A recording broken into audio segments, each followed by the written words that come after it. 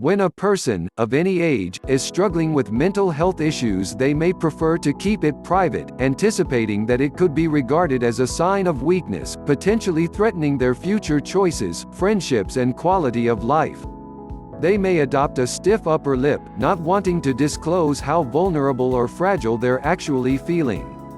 However, this approach rarely improves anything, and bottling things up can sometimes cause problems to escalate. Until we're affected or lose someone close, we rarely have any idea of the staggering statistics around mental health, stress and suicide. Every 40 seconds someone in the world dies by suicide, and it's still the biggest killer of men under 45 in the UK. We've recently had some significant diary reminders: Grief Awareness Day, World Suicide Prevention Day, the anniversary of the Twin Towers, World Mental Health Day, all days that remind us of life's fragility and the importance of supporting each other. There are ways we help both ourselves and others to live a more in-touch life. Let's start by considering young people, who often have so much going on in their lives. Fear of missing out is often a factor, as friends post on social media images of their busy, amazing lives. Little matter that those images are posed, edited and displayed for public consumption. A young person may simply see their friends as being happier, more popular and successful than them. They may be in a circle where they're being bullied, feel inferior, ostracized, different.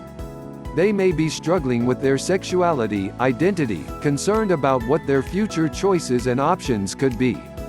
If they're unfavorably comparing themselves to other family members, it can be tough if they're feeling a failure and don't want to be a disappointment.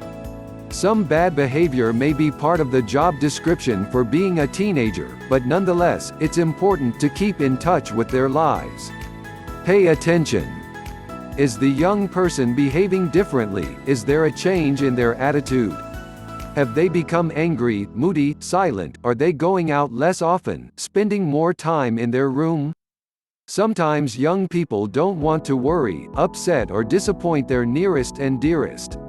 But that can further add to their stress levels as they fight to cope and stay strong. Try to regularly sit and eat together so the family bond is reinforced.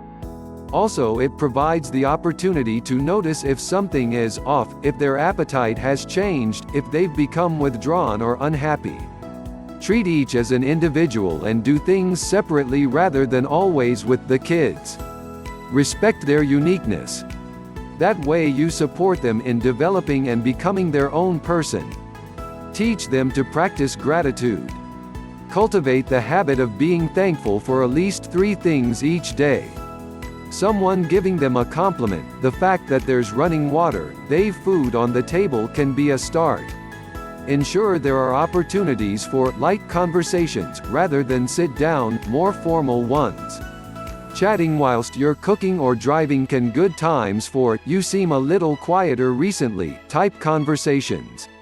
A casual talk can be more beneficial than a full-on interview and allow them to discuss what's on their minds.